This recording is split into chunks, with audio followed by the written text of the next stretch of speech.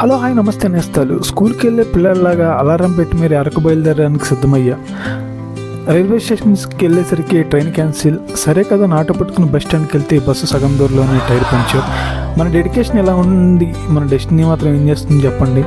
అక్కడ ఉన్న botanical garden అలాగే ట్రైబల్ మ్యూజియం రెండు చూసా. దారిలో ఈ పక్షుల కిక్కల రావాలు, ఇరుపక్కల చెట్లు మనసుకు భలే ప్రశాంతతను కలిగించింది. ఇక్కడ బొటానికల్ గార్డెన్ లోపల కూడా ఎత్తైన చెట్లు. ఇక్కడ చూడండి, బుద్ధుడు బలి బుద్ధిగా కూర్చున్నాడు. మనం మాత్రం వాళ్ళు కూర్చోలేం కదండి. అసలుకే మన కాళ్ళు ఒక చోట నిలబడవు.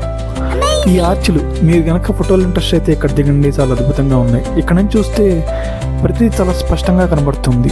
డైనోసర్స్ ఇవి మన పూర్వకాలపు జంతువులు, ఇప్పుడు చూస్తుంటే భలే ముద్దుగా ఉన్నాయి. శివయ్య అలాగే ఈ ట్రైబల్ మ్యూజియంలో వాళ్ళు ఏ విధంగా డ్యాన్స్ చేస్తారనేది ఇక్కడ ఎంట్రన్స్లో పెట్టారు, భలే బాగుంది. చాక్లెట్ ఫ్యాక్టరీ, అక్కడికి వెళ్ళి ఒక చాక్లెట్ టేస్ట్ చేశాను, అది మాత్రం భలే టేస్టీగా ఉంది. సరే కదా అని ఒక డబ్బా కొని పడేసాను. అక్కడే కొండపల్లి బొమ్మలు, వివిధ రకాల బొమ్మలన్నీ ఉన్నాయి. వాటిని చూస్తున్నంతసేపు నన్ను నేనే మర్చిపోయాను. చాలా సృజనాత్మకతతో చేశారు వాటిని. ఇక్కడ చూడండి, హనుమాన్ అలాగే వెంకటేశ్వర స్వామి కింద ఫ్లూట్, ప్రతిదీ కూడా చాలా అద్భుతంగా అనిపించింది. నేను ఆవిడ్ని ఒక మాట అడిగాను, ఏమండి ఇవన్నీ చూడటానికి చాలా బాగున్నాయి కదండి అని అడిగాను. దానికి ఆవిడ సమాధానంగా, చూస్తే కాదు కొన్నింటికి తీసుకెళ్తే ఇంకా బాగుంటాయని చెప్పింది. నాకేం చేయాలి తెలియక 2 జేబులో చేతిలో పెట్టుకుని నడుచుకుంటూ వెనక్కి వచ్చేద్దాం అనుకున్నాను. కానీ ఎలాగో టికెట్ పే చేశాం కదా, సరే అని ఒక చిన్నపిల్లలాగా పక్కన కూర్చుని అయినంత వరకు వీడియో తీశాను. అలాగే కొంత సమయం కూడా అక్కడ గడిపాను. చాలా ఆహ్లాదంగా, చాలా ఉత్తేజంగా అనిపించింది. ట్రైబల్ మ్యూజియంలో వాళ్ళ యొక్క జీవన విధానం, వాళ్ళ పెళ్ళి, అలాగే వాళ్ళ యొక్క కుటుంబం ఏ విధంగా ఉంటుందని ప్రతిదీ స్పష్టంగా అర్థమయ్యేలాగా చిత్రాలు అన్నీ రూపొందించారు. అవి చూస్తున్నంతసేపు మనం నిజంగా వాళ్ళ కాలంలోకి వెళ్ళామా అని అనిపించింది. ముఖ్యంగా వాళ్ళు చెప్పాలంటే వాళ్ళ సంతండి, అందులో మాత్రం అద్భుతమైన వస్తువులు చాలా చౌకైన ధరలో లభిస్తూ ఉంటాయి. వాళ్ళు చేసే వ్యవసాయం, వాళ్ళ వ్యవసాయంలో వాడే పనిముట్లు ఏ విధంగా ఉంటాయనేది కూడా స్పష్టంగా చాలా సృజనాత్మకతతో అక్కడ పెట్టడం జరిగింది. చాక్లెట్ ఫ్యాక్టరీలో చాక్లెట్స్ ప్రతిదీ మీకు స్వాగతం పలుకుతున్నట్లుగానే ఉంటుంది. చూడండి, ఇవి దేవిలోకం నుంచి వచ్చిన కన్నిలాగా అనిపిస్తుంది, భలే బాగుంది.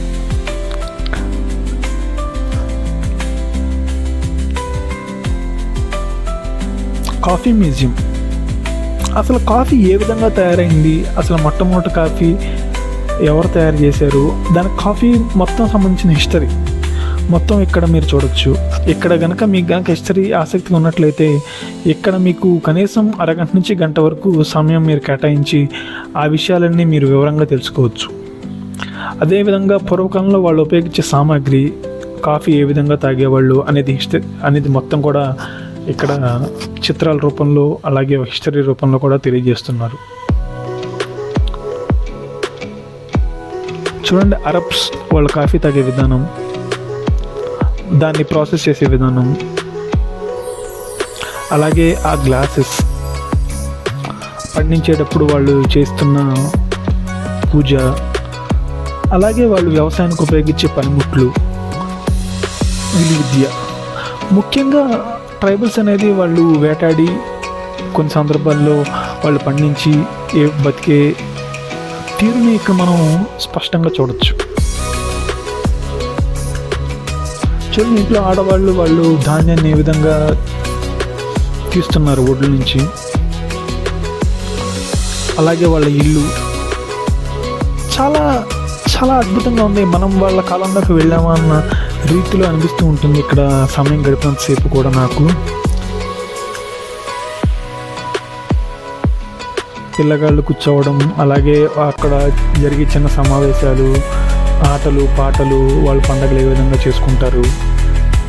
అలాగే ఇక్కడ ఎద్దుల బండి చిన్నప్పుడు ఎక్కినట్టు గుర్తు ఇప్పుడు లేదు. మళ్ళీ కలుద్దాం.